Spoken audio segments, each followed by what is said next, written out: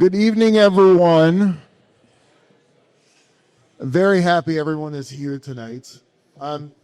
Before we begin and I start with the intro, just to kind of frame the relationship of Hartman and how wonderful it is that they're here. Even before October 7th, which I know is like a decade or two ago at this point, Hartman had really positioned itself as kind of really the central place where Jewish ideas happen to try to figure out what comes next. Because we're living in a time that has never been written before. We don't really have text that we can go back to and go, oh yeah, this is how we do this. There's no real instruction manual to this. And so Hartman is the place that gathers Jews and rabbis from every single denomination around the world into a central conversation to try to have these really difficult and tough discussions. And so I guess first, a shameless plug for Hartman. If you are not connected to Hartman, please get connected to Hartman. We would love to have you join us at CLP next year, which is the Community Leaders Program, which is not just for rabbis. That's before I study there for 3 weeks every summer. That's before the rabbis start to study. And it sells out every single year. So tonight, make a note on your phone. It's not Shabbat. Okay, go and register for it. It is very hard to get in because it sells out quickly. There, I think, was 100 people on the wait list last time. And we'd love to have a larger San Francisco contingent next time. So there's my plug. Are we ready to roll? Ready. Okay. Dr. Yehuda Kurtzer.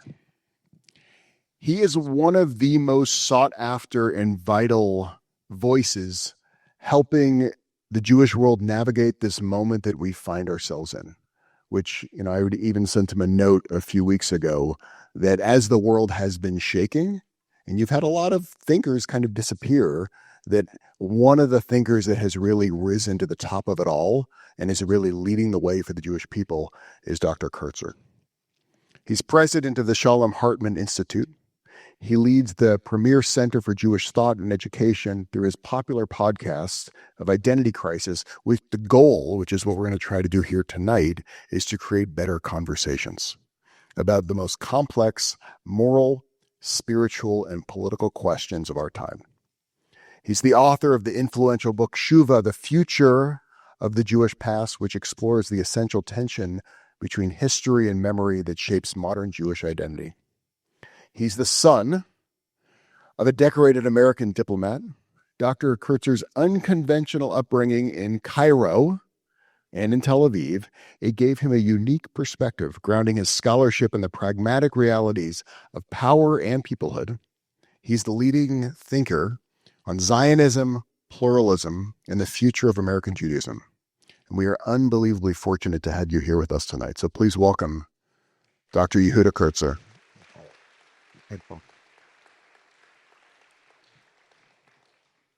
So eventually, I think we should probably get into the modern day of where we are now. Sure. At first, I would like to be your therapist. I'm going to put you on a couch here for a second, because when I talk about that background of where you grew up, it is not a normal Jewish upbringing to be a observant Jew that is living in Cairo and then in Tel Aviv and living in these different worlds. And your father, as a diplomat, literally dealing with making world peace in these diplomatic institutions. And then you go from a very pragmatic world when that's around the dinner table, and you eventually move to a very scholarly world to where we sit today.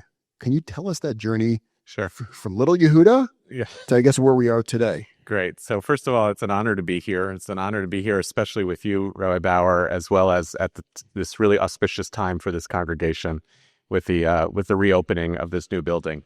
I would like to know if you're a therapist, do you prescribe? Because that's I kind of know. I'm sure you could probably use something right now. Yeah, I see a lot of direct lines between this unusual upbringing that I had and what I do now. I see much fewer gaps than I see connections. My as background, my father joined the Foreign Service in the late 70s as an Orthodox Jew who wanted to work on the peace process between Israelis and Palestinians and in the Middle East more generally. He was told when he passed the Foreign Service exam, when they ask you, where do you want to work? He said, I want to work there. They said, good luck, you're never going to do it. And by the end of his career in the Foreign Service, he retired as a decorated Foreign Service officer, as you said, and had served in successive terms as the U.S. ambassador to Egypt from 98 to 01 and then to Israel between 01 and 05. And the time where he was ambassador was actually his second tour in Egypt and Israel. We lived in Egypt from 79 to 82. And if you're doing the math on that, that is basically literally right around the time of the Camp David Accords. And then we lived in Israel from 82 to 86. So when my dad, which culminated with the first Intifada, when my dad went back as ambassador, I was already in college, but yeah, I grew up I spent my elementary school between Cairo and Tel Aviv. And the things that and my parents were really pioneers in a lot of ways as American Jews. I'm a fourth generation American on all sides. My parents were observant Orthodox Jews living in Cairo, very proud about their Jewish identity, very committed to the relationship between America, the Middle East, Israel, the peace process, with very little cognitive dissonance between those. He was the whole Middle East is what they thought. Yeah, I mean, but he was always accused by people on all sides of harboring dual loyalties, and never felt that there was any inconsistency between those commitments, which is, by the way, that's a big Louis Brandeis idea. We pioneered that as American Jews. Multiple loyalties are only problematic if they're inconsistent. So my parents were a test case of that, but the things that emerged for me from my childhood that were so significant were you can have thick Jewish commitments and you can live in the world towards the pursuit of its betterment. That's a big one. Mm-hmm. My parents broke down a whole bunch of boundaries between people that stayed with me. We had peace activists in our home. We had Palestinians in our home. We had Israelis of all stripes and varieties. It was very powerful to witness that at a young age. And the conversation was always, I mean, whenever anyone came over, they wanted to talk to my dad about what he did. But the conversation was always about the pursuit of peace. That has been my father's mission for his entire career. And so I grew up with that as the ideal, working on behalf of the Jewish people and the American people and the pursuit of a better condition for the future than for today, which is basically the most Jewish idea you can imagine. Now, the funny thing is now, I work on issues related to Israel and American Jews all the time. I am fourth on the list of my family's WhatsApp group of direct proximity to the Israeli-Palestinian conflict. My father is number one. My sister-in-law directed the program on Israel-Palestine at the U.S. Institute of Peace before the U.S. Institute of Peace was taken over by the federal government. My younger brother has been working for several years for the International Committee of the Red Cross. And then there's me. I'm the one who strayed the farthest, right? But I think all of us see a commitment to public service, the pursuit of the unification of these ideals, and the attempt to do something better for the world in which we live as really natural outgrowths of my father's professional commitments. And so how did you make that? Because I would imagine those discussions are very pragmatic because he's trying to get the deals done, but then you go to the idealism of scholarship. How do you make that? Or you don't feel like there's a big jump there? Not really. I mean, the jump for me was that I wanted to just work with the Jews. That was the jump. And that was just a passion that emerged for me, really back in high school. We moved back to the States when I was 10. I actually had to spend the last year we were in Israel. My parents put us in the American school. I had been in a Israeli public school for the previous 3 years because I didn't really know English. So your English is really good. It's improved. Yeah, it's improved. Yeah. It's almost my first language now. It became participating in activities towards the advancement of Jewish leadership was really the thing I was passionate about. And ultimately, I went the route of getting a doctorate in Jewish studies, not because I wanted to be an academic who was detached from the world. I went to get a PhD because I felt that to be a Jewish leader, you have to be learned. And you can do that in two ways. You can go to rabbinical school. You can go to PhD. I didn't really want to choose a denomination. That was easier for me. And I wanted the discipline, the credibility, the hard work, the learning that came from the process of getting a PhD. But I knew near the end of that process, and for better or worse, my advisor knew also, that I wasn't going to live a life in the library and in the academy. When you do a doctorate, you're supposed to be far more passionate about the footnotes than the body text. You're supposed to be really passionate, so passionate about the material that you primarily want to be in conversation with the 30 or 40 people in the world who also know that material. And I'm not disparaging that, because what that does over time is it contributes to human knowledge. It contributes to what we understand about Judaism. I knew by the end of the doctorate I wanted to work for our community. And so it doesn't feel like it was that different in terms of the pragmatism and scholarly piece. And for what it's worth, my doctorate was ostensibly about ancient Judaism, but it was about the relationship between Jews living in the land of Israel and those living in the Roman Empire in the first 2 centuries of the Common Era. And I knew that I was thinking about a lot of those things through the prism of this unique set of historical conditions we have now. I just had to be really careful to actually make claims about the past as opposed to making claims about the present. Okay, well, let's go to the present then. Sure. Because, one of the things you have talked about is that you've described the moment that we have been in as the magnificent golden age for American Jews. Because this, especially Emanu-El originally, before 48, this was the home of anti-Zionism. Because we were American. There could not be dual loyalties. And then Israel happened, they fired that rabbi, and they brought in the Zionist rabbi. We've been all Zionists ever since. But that's where we started. And because this was home. Yeah. And we had also a connection with our homeland. But post-October 7th, in the many liberal Jews now, they feel alienated from their progressive home here. And they feel conflicted about homeland over there. And so where do we go when these foundations, these pillars that have been holding us, which you wrote about in your PhD, are shaking and some would argue have collapsed? Yeah. So I want to start by saying that I think this idea that American Jews pioneered, that we can be at home in one place and have a homeland somewhere else, has to be understood as one of the great ideological contributions that American Jews have made to the history of Judaism. It is not some incidental thing that we fabricated in order to make things work.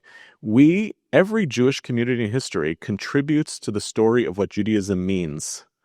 Medieval Jews did their thing, right? Early modern Jews did their things. The 19th century reformers did their thing. They changed what Judaism meant. American Jews found ourselves in a place where we argued that we could be great Americans connected to the liberal democratic project that America was making possible for us to flourish in. And we could feel attached to the story of the Jewish people as it was expressing itself through self-determination and sovereignty in the land of Israel, and that our commitments were non-conflicting, and more than that, they were mutually reinforcing. It's not a coincidence that this golden age of American Jewry, which I want to argue tonight, even though it feels uncomfortable, that we are still in, I want to argue that it's not a coincidence that the period of the greatest thriving for the Jewish people in Israel and America took place at the same time. And we've been worried for a long time about these communities drifting from each other. But a more interesting way to think about what happened since October 7th, when it feels that both of these projects are more fragile than before, both the Zionist project and the American Jewish project, is to recognize that maybe they were far more connected to each other. They weren't diverging paths. They were actually reinforcing stories. So when one of them weakens, the other one feels like it's weakening. But look, I've been saying for years that American Jews have experience, I'm going to use the present tense, experience and benefit from more influence, affluence, power, and privilege than any other Jewish community in history. I feel I can say that with no dose of irony sitting in this building. The reason I say that, what happens whenever I say something like that, and well before October 7th, the people start getting itchy. They get itchy for a couple of reasons. One is we're superstitious as Jews. There's nothing worse than telling a Jew that things are okay, right? That's like, that scares people. For a Jewish optimist, right? Things can always get worse, right? That we don't like that narrative. We start hearkening back to stories when Jews felt that they were okay, and then we start saying, well, they thought they were okay here and there, right? Is so this we get the Weimar worried Republic? about that, right? But the other reason why people get squirmish is because I'm not trying to use that phrase to somehow just dispassionately describe some reality that we're in. It's because it comes with responsibility. If you have all of these tools of influence, affluence, power, and privilege at your disposal, you are responsible for the continued upkeep of this society that has made all of these gifts possible. And unfortunately, in our community, sometimes we prefer to focus on the threats to us because it actually lets us off the hook of doing anything but withstanding them. And I feel a little bit worried that that you're right, and we can spend more time on it, of all of the threats that are around us post-October 7th, in Israel from the outside, in Israel from the inside, and in the American Jewish community ourselves, we could spend all the time we have as Jewish leaders talking about what it is to fight all of those threats, but we will be relinquishing the fact that we control our destiny as the Jewish people. We have immense agency. It's literally the greatest gift that Zionism gave to us, and that the American Jews who are our ancestors gave to us, which was that they said, we are tired of being passive victims of history. We want to shape a new destiny for Jews in America and Jews for Israel. So I want us to resist the impulse of saying, like, I guess things are falling apart and we should go back into retreat mode or defensive mode, and to embrace the discomfort of the fact that Israel is still the strongest country in the Middle East. It maintains a massive strategic advantage over all of its enemies, that it has the control to shape the future of its relationship with the Palestinians, that we as American Jews still are controllers in many ways of our own communal destiny, and to not let ourselves off the hook about what we might be able to do to confront the challenges that are in front of us. I love it. I'm oftentimes reminded that when I look at this dome that they put up here, because that's a fake dome. They put a dome on top of the dome of the sanctuary in order to look bigger, to show San Francisco, we are here and we're going to lead into the future. But that feeling of the crumbling and the shaking right now, it's real. And so if I take my therapist hat off and I make you the doctor, I'm going to have you give us the script. Translate that into praxis.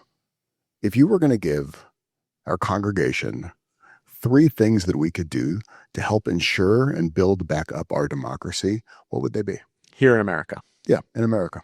And if you think we can do it across over to Israel too, that's important. So first of all, I would suggest that many of the technologies that already exist within a thriving Jewish synagogue are pro-democracy behaviors. One of which is showing up. This is like an important thing about democracies. Democracies require participation. Synagogues are environments that only work if people actually show up. You could decide, your synagogue could have decided, to be a 21st century synagogue, we're going all virtual. It would have been a lot cheaper. Yeah. You actually decided the reverse, which is we're going to create such a compelling space that people are going to want to be present. It's amazing that you stuck with that through the pandemic. You believed, rightly, that human beings are going to crave connection and community and being in proximity to others. So cultivating the habit of showing up is one of those civic behaviors that is underrated and is eroding for many Americans, because they are finding that they can have some mythic notion of community entirely online. And the mythic version of community that they experience is invariably with people who agree with them. That's what social media algorithms do to us. That's why, like, neo-Nazis can find each other across the world, all living in their grandmother's basements, because They don't actually have to show up in proximity to others, and they don't have to be tested by being present in the room with people they disagree with. So one activity is cultivating that habit of showing up. A second that's baked into that is cultivating the responsibility of congregants and stakeholders to stay in uncomfortable relationship in community that is purpose-driven with people that they disagree with. That just does not happen in America anymore. There is so much data to this effect. Americans are relocating to live in congressional districts with people they vote with. Synagogues across the country are becoming defined far less by denominational markers and far more by political markers. A rabbi was just telling me recently of a situation where a congregant didn't like something that the rabbi said, and they said, "I can't believe this is happening. We thought you were a conservative synagogue." Lowercase, they read conservative. Wow. And understood it to be lowercase c, right? So, and by the way, we're observing this like, I can't believe it, but we are all complicit in this. We want it too. We want to be connected and surrounded by people who agree with us, because being in environments with people who disagree with us is fundamentally uncomfortable. So a second activity is cultivating that resilience. I'm going to say this to you and not to Rabbi Bauer. Rabbi Bauer is going to do one of the courageous things that rabbis do, which is stand in front of many of you next week and the week after, when some of you may be here for the one time. I guess if you're here, you're going to be here for a second time. And is going to try to push. And it's going to irritate you, because sometimes he's going to push in ways that you don't like.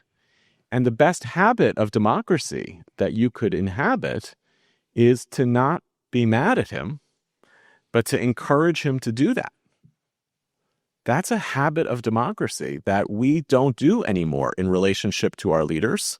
And it's really eroding our capacity to live in a society of difference. It's one of the things that makes America in theory possible, is that we agree on something covenantal and disagree on some aspects of how to implement that covenantally. It's a pretty powerful Jewish idea as well. Yeah. And we have to inhabit that practice. And the third thing is, what does it look like for a synagogue to actually advocate for civic engagement as opposed to policy positions?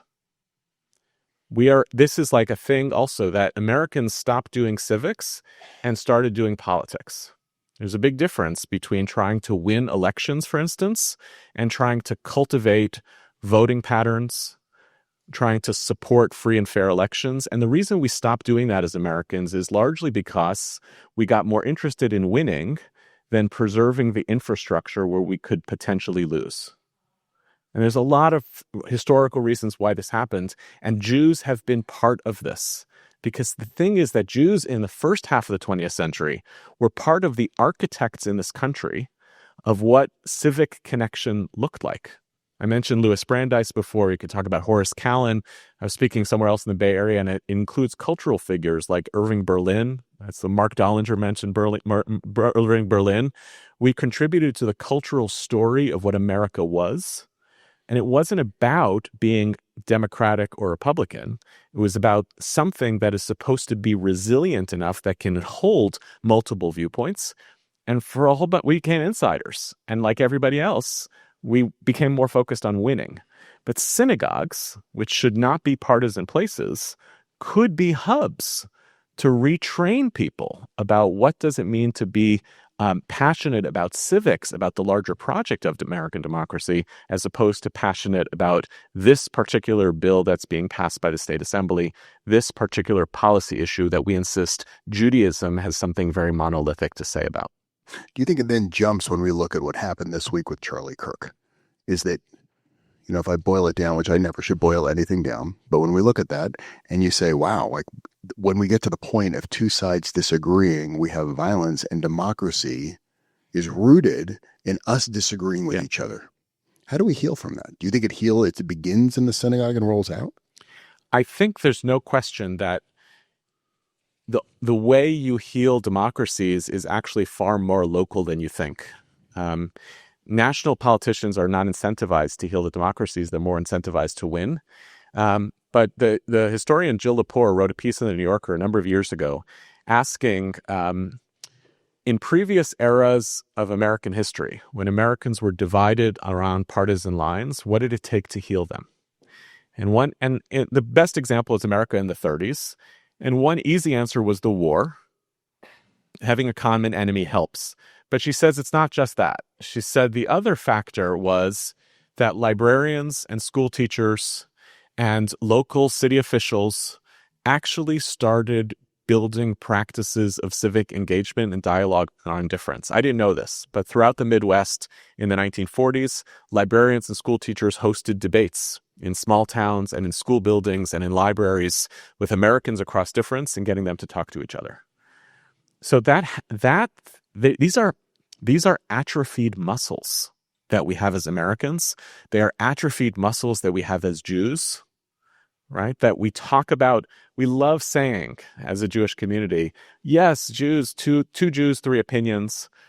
But how often do we actually embrace that as an ethos? Do we teach it? Do we model it? Do we only model it on issues where we fundamentally agree and then our differences are trivial? Or do we find the places where we genuinely disagree and then bring some of that electricity into relationship? American Jews got very good at pluralism when it comes to issues we don't care about. Would you actually give us, because I want to dive down a rabbit hole with you. Yeah. But if you could define for us, because you talk about robust pluralism versus flattened pluralism. Yeah. So just if you get us all on the same page here about what's the difference between the two. So then we're going to dive. It would be easier to characterize as hot pluralism versus cold pluralism. Cold pluralism is when what you're trying to do is reduce conflict. So you try to agree on some basic terms that everybody holds in common, and then you use the claim of pluralism to tone down conflict. We have to figure out how to get along, so let's sideline the issues that actually might pull us apart in order to create a sterile enough environment that we all can be safe in. This is actually a common habit of pluralism. Take the hard issues off the table, agree to not navigate those things. It sometimes cannibalizes interfaith work. Let's not talk about the things that we divide us. Jews and Muslims, let's talk about whom we shared hummus and we share Abraham. Let's own those things. And maybe over time, we will build up to the places of conflict, but you actually rarely do, because you then become concerned that talking about those difficult issues is going to ruin the fabric of what you've created, right? And it winds up actually being very fixated with rules and norms of making sure that conflict doesn't overtake us. We become protected against that risk. The idea of hot pluralism is actually, let's go back to what pluralism is supposed to mean. John Rawls writes about the fact of pluralism. We live in a world where there are people who are fundamentally disagree with us. And then once I encounter those others, I start to ask, who do I need to be as a person? What do I need to change about who I am in order to become curious about the other? And in order to figure out how to build a world in which your human dignity is taken as seriously as mine. That is a much harder project, because I then take for granted that our disagreements are real, and I challenge myself to try to live in a world together with you. And hot pluralism is the things that some of us have nostalgia for. A great argument back in your dorm room in college that didn't result in either of you changing your viewpoint, but left you a different person as a result, actually maybe even made you more empathetic, enabled you to build a stronger relationship with the other person, a great class debate, a great something, times when you actually felt challenged, but also, weirdly, a sense of responsibility and obligation to the other. And you can understand all the reasons why we don't want hot pluralism. By definition, hot pluralism can get really hot that you catch fire. You can damage relationships. Many institutions that start off on the premise of building hot pluralism gradually become places of cold pluralism because they get worried. Mm-hmm. If we want to really do the activity of pluralism, we have to recognize that it's a dangerous activity. If you believe something deeply and you want to talk to somebody who disagrees with you, well, David Hartman said, the founder of the Hartman Institute, he said, he said his argument about why he built a pluralistic institution in Israel was, I have to talk to people who disagree with me. Otherwise, how can I convince them that they're wrong? So for David Hartman, that's rooted in a lot of confidence. And I believe in confidence. I don't believe also in pluralism that's about neutrality. You're okay, I'm okay. I want us to feel really strong about our commitments and then be strong enough to be able to engage with others who disagree. But what Hartman is acknowledging is that there is 100% a risk that if you believe something deeply and you encounter someone who disagrees, that you might have your mind changed as well. Okay. Right? That's what that activity would now, and I think I know where we're going to go, and I'm going to go to the fire, because you're like, you can light on fire. I'm like, okay, let's light on fire then. Right. Okay. And when we're insecure about our commitments, we become concerned that engaging with people who disagree with us is going to wind up undermining our commitments that we're ultimately going to lose. Because part of it, I think, is those boundaries. And we did, where are the boundaries that we sit in? I mean, that's the discussion we have in here all the time. Mm-hmm. Where are the boundaries? How far do we go? And generally, we want to be a place that has pretty wide berth where, the right and the left and everyone in between is talking, and we do that. But the question is, where do those lines get drawn? And so the question then becomes about anti-Zionists. Mm-hmm. Is that one word? Because I think before I said that word, and I would ask here, who here is for hot pluralism? Can I just see a show of hands? Okay. Depends where. Depends where. If I say anti-Zionism, who gets a little squirmy? And so my question for you is, when we're talking about this tent and where the Jewish community is, and you do have the anti-Zionist left, is that a break in pluralism? Where does pluralism end? How do you see that?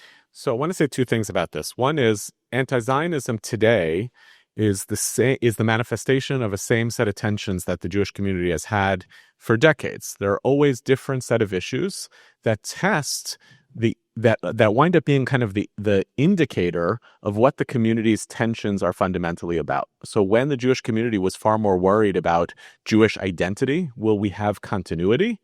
The testing point for pluralism was intermarriage. That is a largely resolved question among American Jews today. The tension that American Jews experience today is about politics. That is what we now have. That politics is the central theater of Jewish life for American Jews.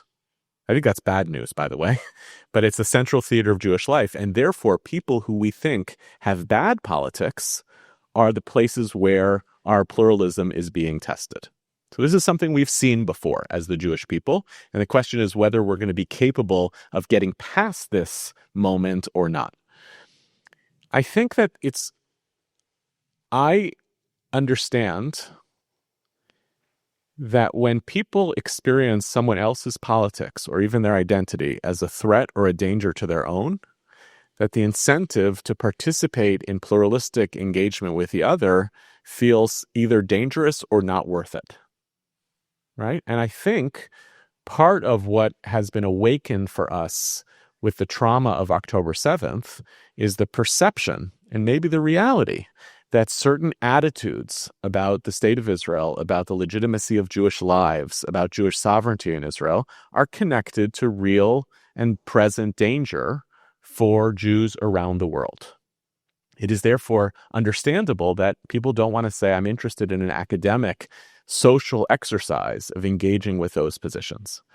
What's very risky about that is that obviously not every expression of anti-Zionism is interested in violent consequences for the Jewish people. That's clearly not the case. We use the term anti-Zionism, but there is actually a wide spectrum of views of people who claim the term anti-Zionism, ranging from ultra-Orthodox Jews who use the term anti-Zionism to mean something very different, very theological, to people who have very militant ideas about what should happen to Jews who live between the river and the sea. We're living in a period of some mess around terminology. One of the wackiest things that happened in the few weeks following October 7th, this was unbelievable, was on Twitter. I quit Twitter. But on Twitter... apparently. Yeah, I quit it shortly after this. I was like, this is not healthy for me. On Twitter, there was this moment where one of the militant anti-Zionist groups was using as shelter against criticism ultra-Orthodox Jews in Israel.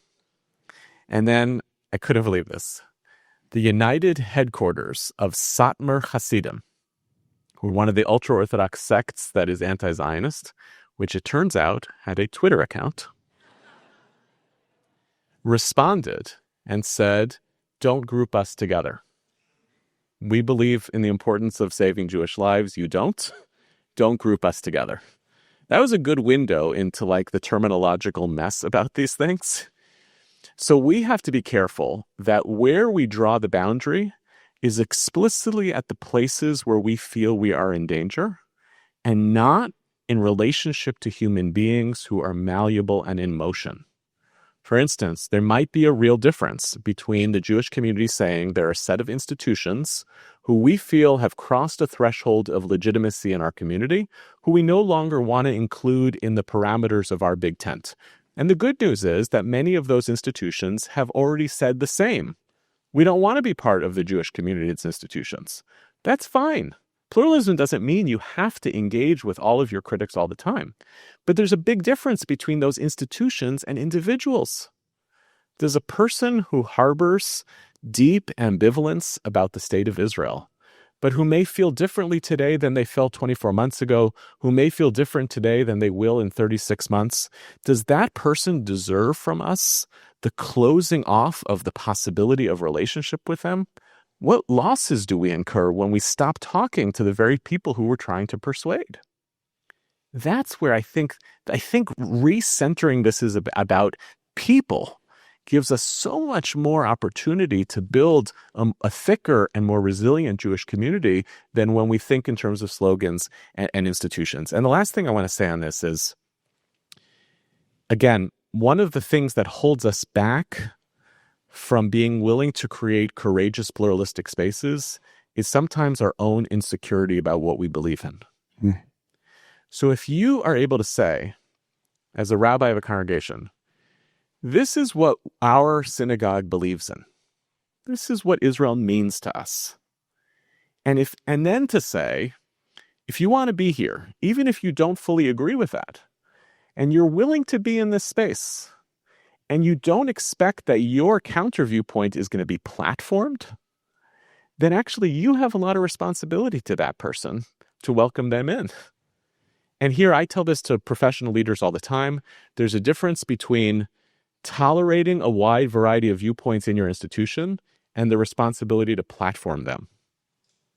But if somebody says, listen, I don't need my view to be platformed, I just need to be respected as a human being who dissents from this viewpoint, then actually it is totally to our detriment to our community to kick those people out because of their non-obedience to our orthodoxies.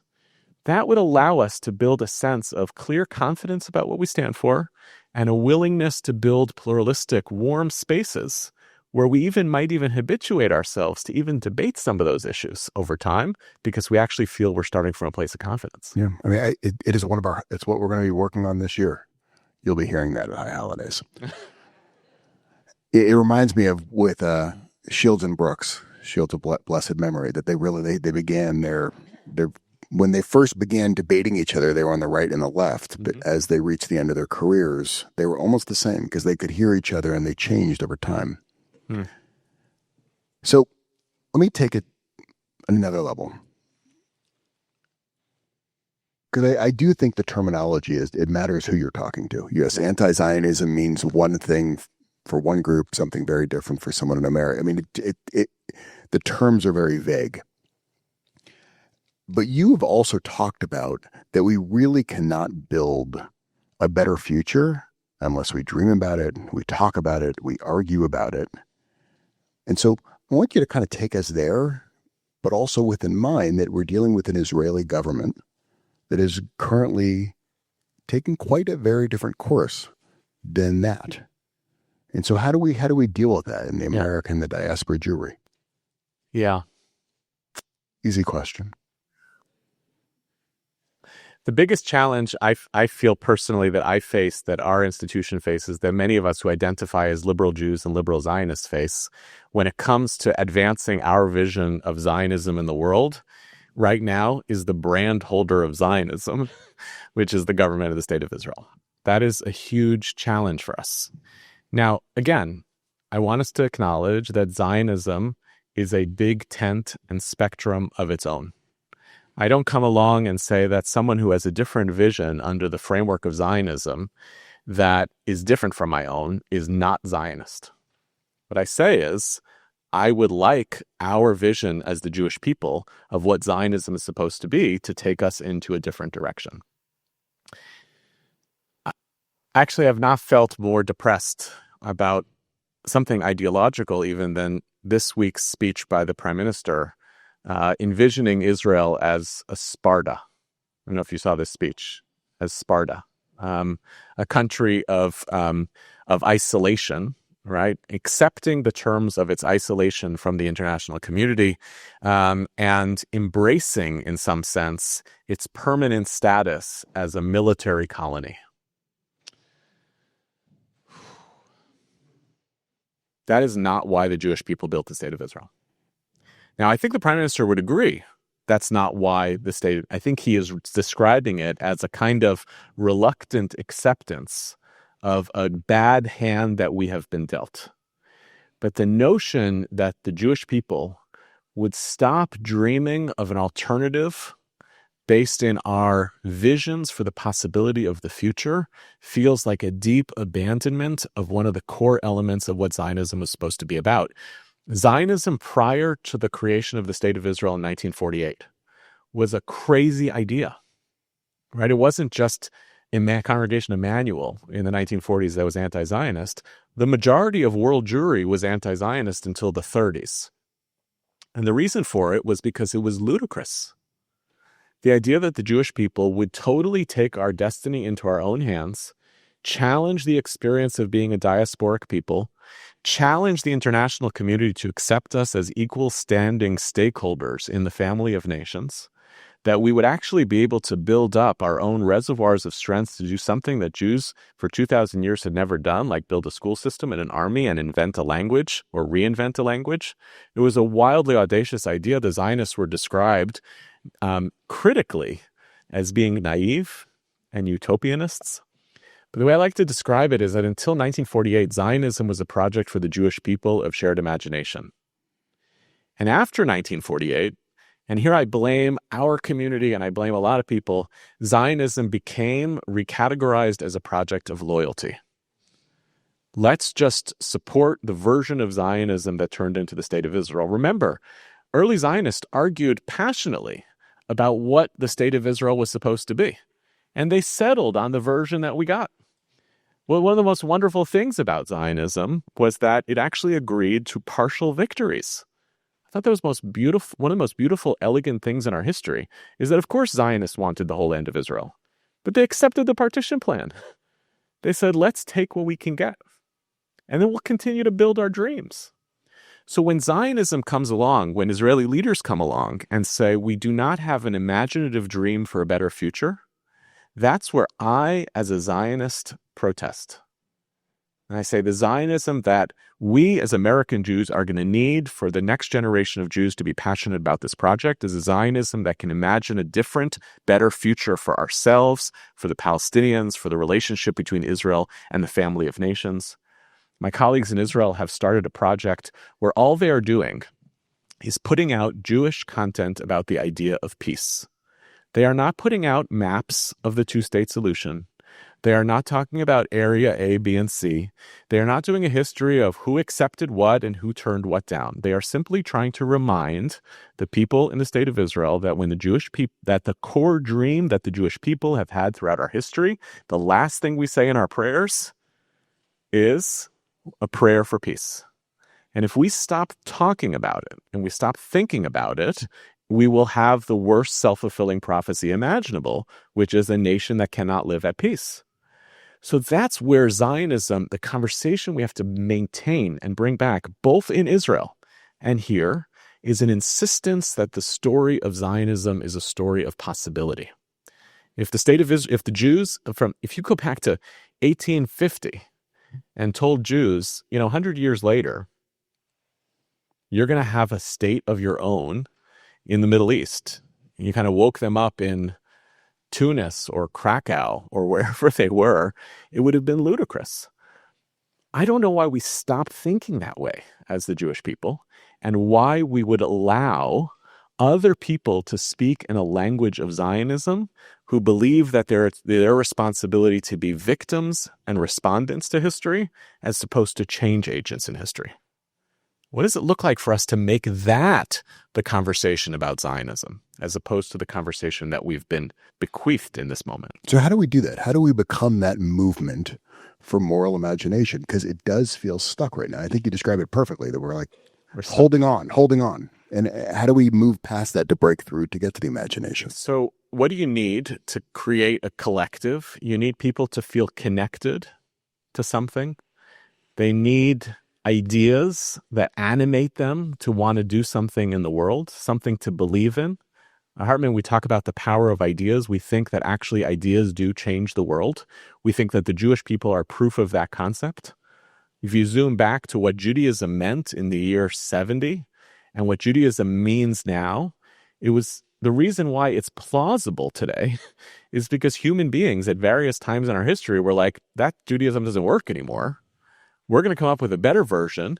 And then you need a second strategy, which is convincing people that your strategy is the right one. And the only difference in Jewish history between people we call change agents and people we call false messiahs is that some of those people convinced people that they were right and others failed to do so. So what we're talking about when it comes to rebuilding a culture of Zionism is having a clear idea of what we want, what could and should the state of Israel be for the Jewish people, a business of persuasion, both among Israelis and among American Jews, to want to participate in that kind of movement.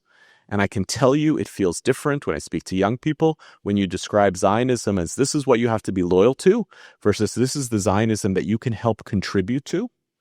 It's an invitation to belong to something bigger and to contribute to it. And the third thing that you always need to try to change the world is plausibility structures. You need to see some version of it in the world to be able to pin your vision of the future to. And here I want to say to American Jews who are losing their patience with the state of Israel, don't give up on the Israelis who do not have the luxury of doing that. And there are a lot of them. They may not be in the position of power that you want them to be. They are more desperate than you are for this to work. It is the people who wake up every day trying to build bridges between themselves and their Palestinian neighbors. It is the people who vote passionately, serve in the army to fight and defend Israel against its enemies, and then when they're home on the weekend, pick up a sign and protest against their government. Both of which are acts of loyalty, right? These are acts that wed together imagination and loyalty. And they are the plausibility structure for American Jews for a Zionism of imagination. And when we give up, it didn't happen in my lifetime. I am so fatigued of this, I can't deal with it. The people you are most abandoning are the very individuals who would lead to the version of a state of Israel that you want. You call yourself a Judeo-optimist. I do. I have a mug. Yeah. I hear there's only one of those, actually. The craziest thing was that somebody bought me a gift that said Judeo-optimist, and it broke. Should I even ask what date it broke? Yeah, it was bad. Probably not. Wait, so when you look at the world of where we are, I mean, a snapshot right now, when you look at we just passed in California, it's sitting on the governor's desk, but we just passed an anti-Semitism bill unanimously. If you look at that, if you look October 7th, if you look at what's happening in Israel, tell us, what do you see optimistically in the world? Since I painted it pretty dark for you. Look, optimism gets a bad rap because it's oftentimes characterized as the hypothesis that things will get better. That's not necessarily true. Things can definitely get worse. In this case, by the way, pessimism has a huge advantage because it's not falsifiable. Things can definitely get worse. Optimism is falsifiable because you come to an optimist the next day and you're like, look, things are worse.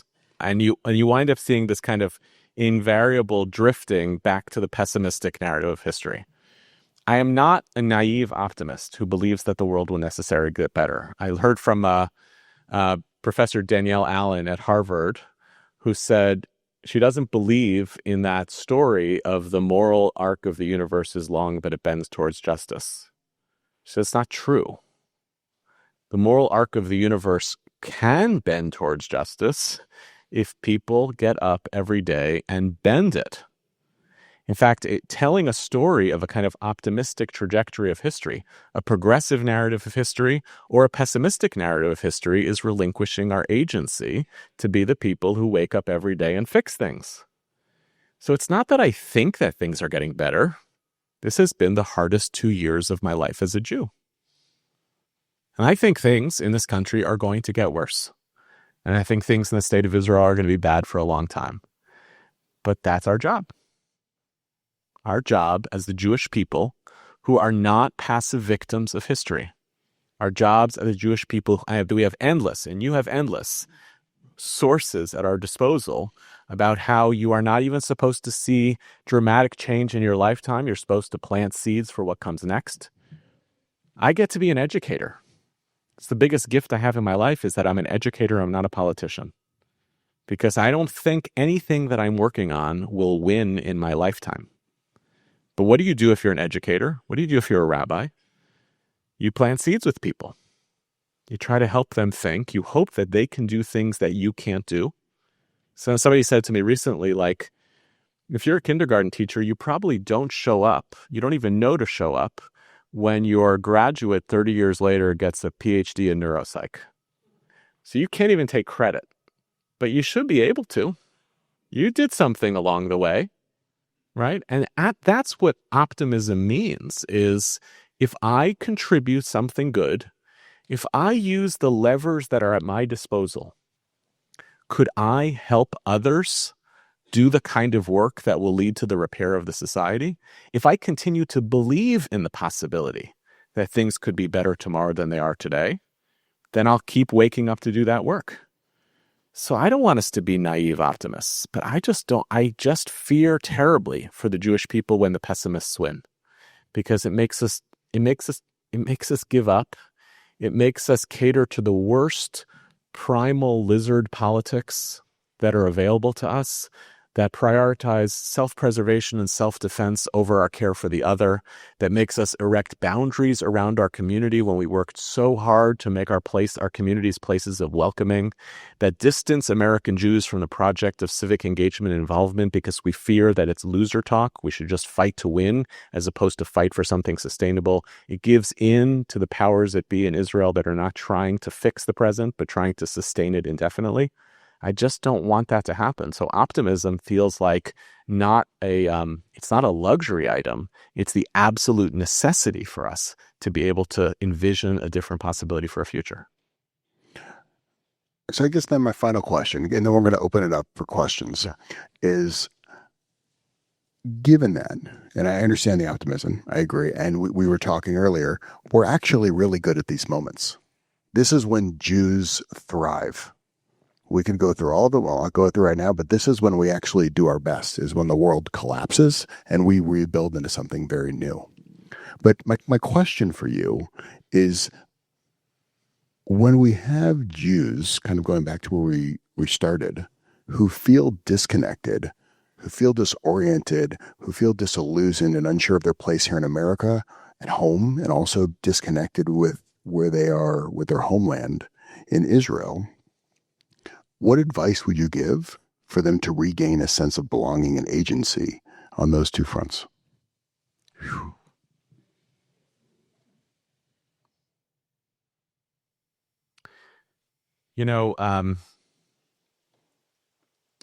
There's a very well-known text about the destruction of the temple, of the escape of Rabbi Yochanan ben Zakkai and the building of a different kind of Judaism than the temple. But there's a less well-known text of the same period, which describes the rabbis once they have already convened in the wreckage of the temple, and they say to each other, well, there's going to be a day that comes when Torah is forgotten. Like we're at the bottom. What do we do? And they say, one rabbi says to the other, let's just start remembering the conversations between the house of Hillel and the house of Shammai. And they just start talking Torah back and forth. They don't actually have big dreams. They're not like, let's build a strategic plan for the Jewish future. They don't do that. They just start bantering the ideas back and forth that sustained the Jewish people over time. They tell stories, right? They start doing that.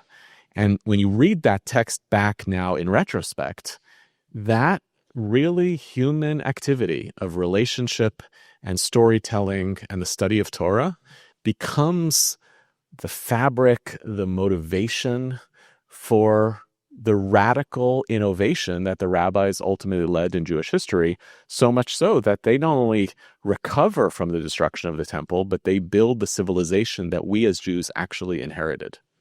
With the exception of your synagogue, most Jews don't look at the temple daily. You got the footprint here of it. Yeah. Most of our Judaism is premised on that recognition that there's limited amount you can do when you feel broken, except to just start building relationships and talking Torah again. And it's just, I feel the Jewish people have tools available to us of prayer and community and study and the Shabbat table. Those types of things are such, they're not the abandonment of a broken world. They are actually the tools and the recipe for people to feel inspired and connected and capable of then trying to build something up. So we actually have all of those tools. And what we have to invite people into is not come in and start radical political work again. It's like, come be part of the Jewish people. Amen. Yeah. We're going to have Alexa will walk around with a microphone, and as she is sharing it with people, it's a reminder that questions, they end in a question mark. So please remember that. Please don't make statements to Dr. Kurtzer. Yeah.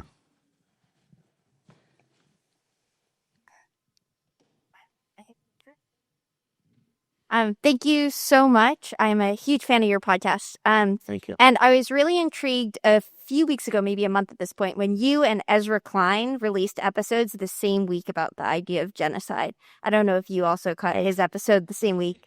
And I am a teacher, and I think words are really tricky right now. And I am wondering if you have any recommendations on how to have conversations that grapple with some of those words, genocide being an example, that feels so tense for us right now, especially thinking about young people. Like, how do we have conversations about those terms and do that well? Yeah. It's a wonderful question. It's funny, doing a podcast, this happens a lot. We stumble on the same topic as somebody with a far larger platform, and I find it very annoying. And actually, the better example was we did an amazing podcast with this guy who is an expert in how music works on Christmas music, on Jews and Christmas music around Christmas time. We reached that week, and it came out the same day that Barry Weiss's podcast did an episode on Christmas music, and a lot more people listened to that one, but ours was so good. Part of what I tried to argue in that podcast is that there's a really big difference between talking seriously about what's taking place in Gaza and the decision to use terms that declare it to be something that require a different methodology in order to get to that place, and to recognize that some of what's happened around the Gaza genocide terminology is a very concerted political strategy that actually preceded October 7th, that is connected to larger trends in the academy, and is rooted in a kind of activism that believes that the minute you classify something as genocide, which is an intolerable deviance, it creates obligations on people to oppose it and fight it. Right? And this, by the way, is the same mess that we have around anti-Semitism. If I declare it's anti-Semitic, now no reasonable person can defend it. And we have to know that that's the politics of language. That's how language operates. And I think our job, especially as educators, is to resist the politics of language in real time about hard issues.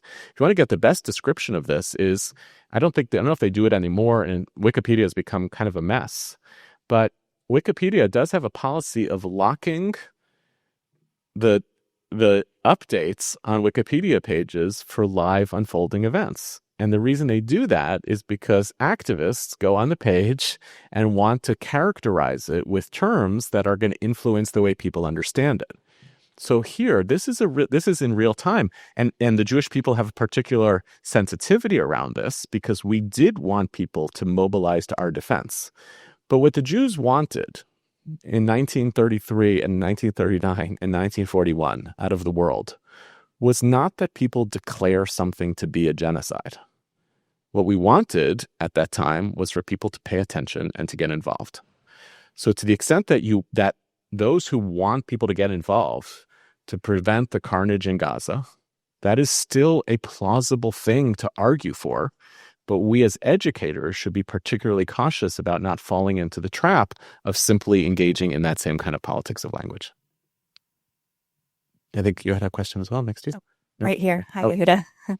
As we think about pluralism, I wonder if you can comment on the extent to which you think that the denominational model in America continues to serve us or perhaps erodes our feeling of being part of the same shared enterprise as Jews. Yeah.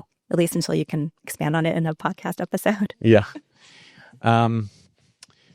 The question is about the denominational model in America, and what ways it continues to serve us, what ways I think it gets in the way of a shared enterprise.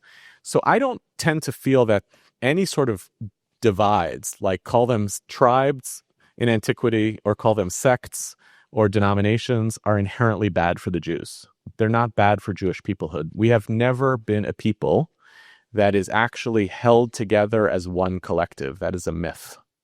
One of the great, wonderful paradoxes of Jewish peoplehood is that we are an imagined construct made up of people who do not believe the same things, speak the same languages, share actual ethnic ancestry, eat the same foods. We hold nothing in common with all other Jews. So we have a big story that we tell that holds us in common. And the way we then dignify our particular commitments is by living in tribes. I think it's a beautiful thing. Those tribes evolve over time. So in the 19th century, those tribes needed to be denominations because we needed to kind of categorize the set of theological and behavioral questions that were dividing Jews from one another. And the project had to be throughout the denominational era, which I would say ran until about 20 years ago. I think the denominational era is largely over. That story required the Jewish community to ask, how do we build bridges between these different denominations? The last gasp of that for pluralism in our community was the Hillel movement. All emerged out of a sense that we have to have something in common despite our differences. Jewish community day schools came of that era as well. The new denominations that matter more to American Jews are not Reform conservative and Orthodox. They are Republican conservative. They are Zionist, anti-Zionist. They are political in nature.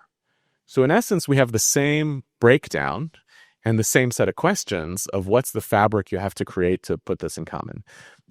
To play out a little bit more the denominational thing, and we'll get too in trouble here. I know you probably have a very nice relationship with the Reform movement.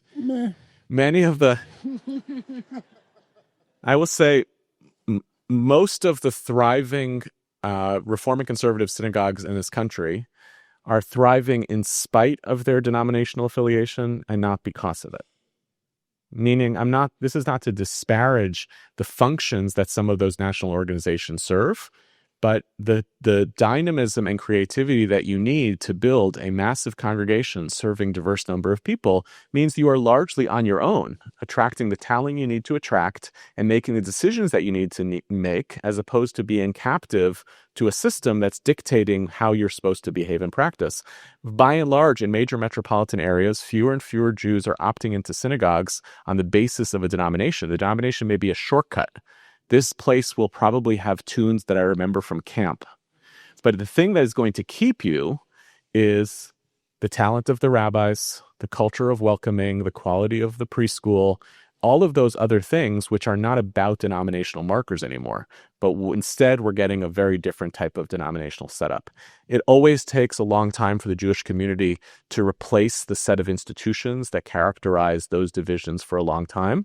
But it's happening in pretty pronounced ways in the Jewish community today. And I just hope that the things we learned how to do well around denominational pluralism, we can also use around the new sites of conflict, which are actually around political pluralism. Yep.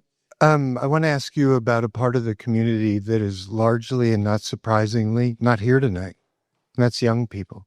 I see some young people. Largely. I got whirlers. Yes, largely. Yeah, go ahead. But growing up here in the Bay Area, in the North Bay, I was a member of Young Judea, and it was cost-free. It wasn't just cost-free to be a Zionist. It was kind of cool. Yeah. I work at a major university here in the Bay Area. We're seeing dramatic and deeply troubling reductions in the number of Jewish students that are showing up. Yeah. And it's no longer cost-free to be identified as a Zionist. What do we do about that? How do we keep from losing an entire generation? Great. So I want to say a couple of things just in terms of the economy of young Jews.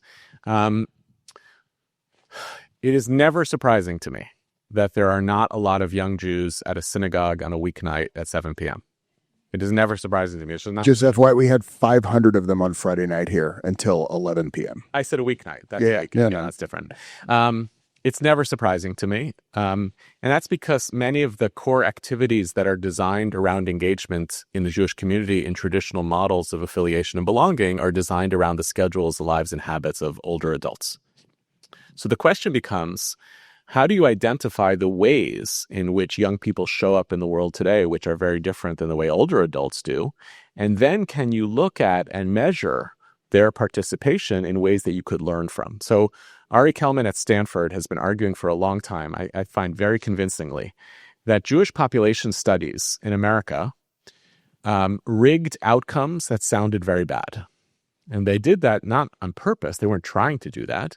But they would ask questions of Jews like, okay, you're Jewish. Tell me about how many times you go to synagogue, you light Shabbat candles, etc.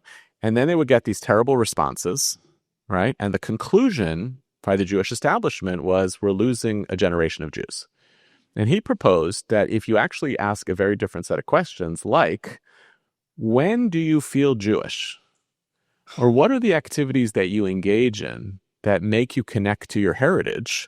You wind up with like vastly interesting types of answers that could help you engineer, right, activities that would cultivate that sense of belonging. And you see a lot more. I'm not a social scientist, so I cannot tell you either what's going on with young Jews in America or how to even respond to it. But I can tell you that there's a lot of really interesting things happening, one of which can be tracked through the sale of jewelry. This is a big thing. Jewelry worn by Jews is like a spiking industry. So what does that mean? What does that mean?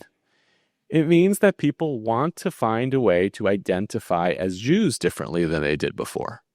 Social media activity and participation, which is one way in which young people show up in the world, is full of Jewish content these days, and there's a lot more of it. And the types of podcasts that people listen to who are older Jewish adults are not the same podcasts that younger Jewish adults are listening to necessarily. I know there's some overlap, but it might not be very appealing to you, but it's actually Jewish content that's available there. If we start thinking in those terms, not why aren't they following us? Why don't they exhibit the same behaviors we have? But what kind of human beings are they?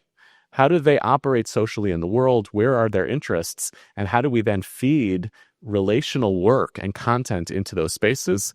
I'm there too also optimistic. There was a lot of data about what was called the surge in the Jewish community of a desire for connectivity and participation and curiosity post-October 7th. I think that is real. It will not linger in conventional indicators.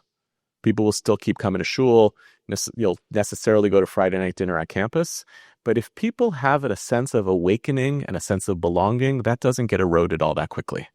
And I'd like us to be more creative opportunists with young people than we usually are. I've seen it in the school here. We've had, in the past 2 years, the kids identify in a way I've never seen in 20 years here. Yeah. It's radically different. Yeah, it's interesting. Over here. Oh, hi. First of all, I want to thank you. You so elegantly put into words things that I'm struggling to say. So thank you. Okay. So one of the things, to go back in the beginning, you were talking about the golden age. And before I say this, I'm just going to say a caveat, and I don't think anyone in this room would argue with me. Anti-Semitism is on the rise. Oh, yeah. But one of the to go back to what you were saying about the golden age, one of the reasons why Jews were able to be so successful is because the rights of many groups of people were being recognized. Yes. And my concern right now, and I appreciate your optimism, but what I feel like I'm saying is that Jews, in part because they're being pushed out, and that is absolutely true, but also that Jews are cloistering themselves. And so when things like Project Esther and so on, and things like this happen that are really focused on fighting for anti-Semitism, but using it against other groups, it is very concerning to me that to me what I'm seeing, and I understand the impulse because there really is a rise in anti-Semitism, but my concern is that ultimately this is not a good track. Yeah. Like we are getting into bed with the wrong people. Great. I'm attaching a question mark to that, and I'll respond to it. Okay, sorry. I'll stop. I by and large agree, and this is just very, very unfiltered. I believe that the conventional strategies that the Jewish community is using today to fight anti-Semitism are wrong and backwards and misguided and have to stop. By and large, that's an applause line. Yeah. The way in which American Jews engaged, fought, and actually triumphed over anti-Semitism in America was through building an infrastructure of liberal democracy that made the institutions and norms of American democracy fairer and tried to ensure the safety and protection of all Americans, Jews within that story. So it was the radical activity of the ADL. When the ADL was founded after the lynching of Leo Frank in Atlanta, was a decision the Jewish community said was, it's not like we need a self-protection society, right? Nor are we going to kind of go after the anti-Semites by trying to shame them on Twitter. That was not the strategy of the Jewish, at the time, I guess the equivalent would have been like the Pony Express. That wasn't it.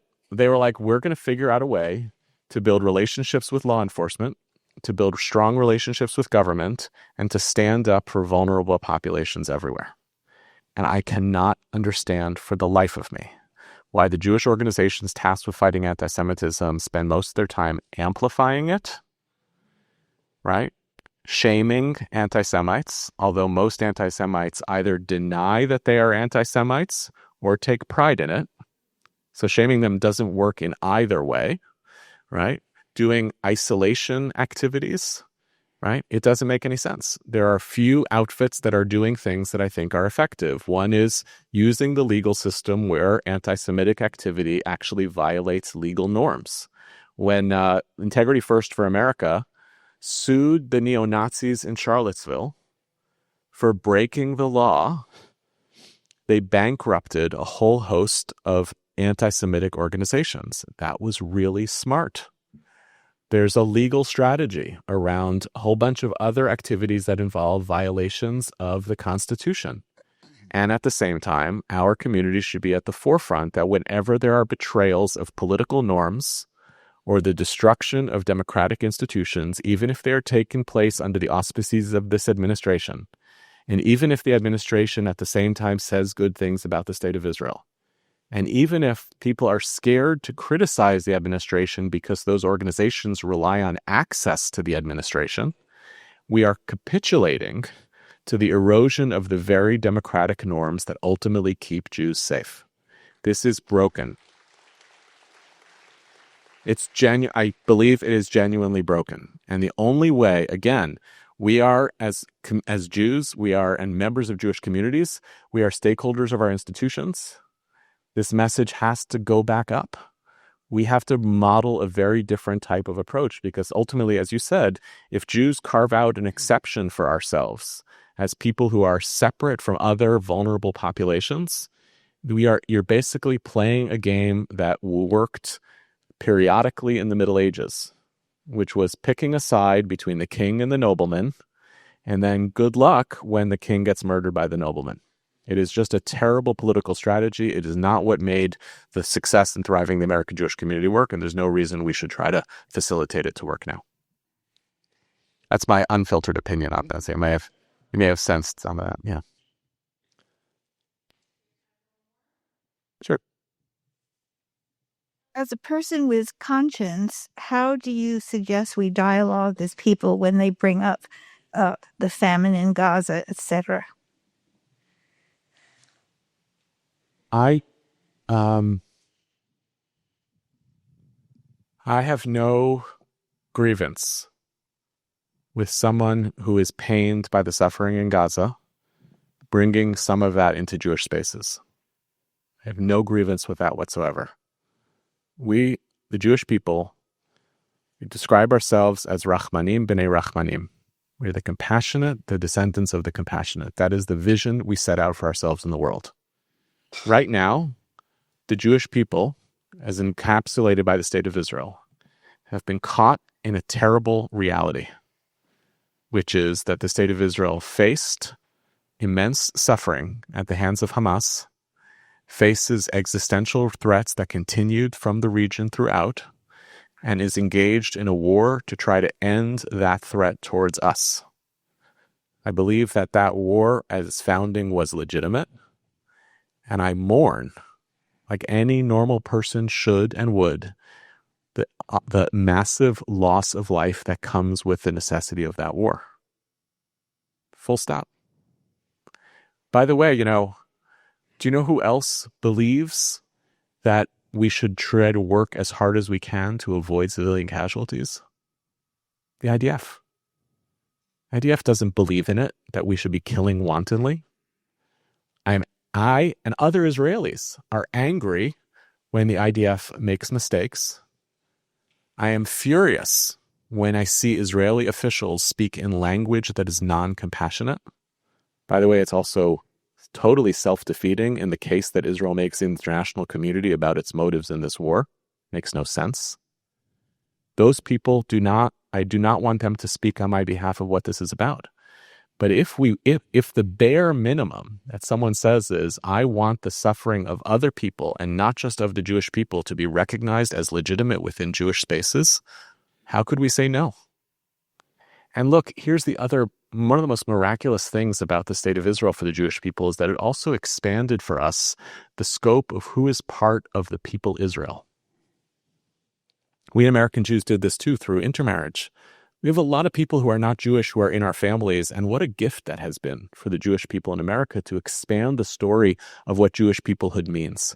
And for Israel, 20% of Israelis who vote in Israel and pay taxes are Palestinian. They are watching their family members suffering at the hands of a war that was started by other Palestinians against the country to which they pay taxes. So part of what it means to be a Jew today is to recognize that they are part of our body politic also, and that the suffering at the hands of the State of Israel and some Israeli citizens in the West Bank, it should pain us and it should implicate us.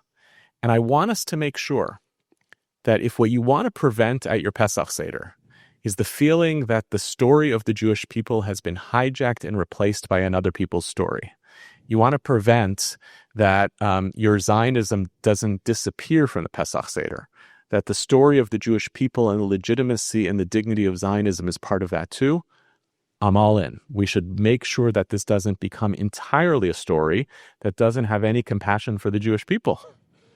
But if what they ask is, can we find space in our hearts and in our synagogues and in our dining room tables to make room for compassion on behalf of the vulnerable, I think that's what our tradition asks us to do.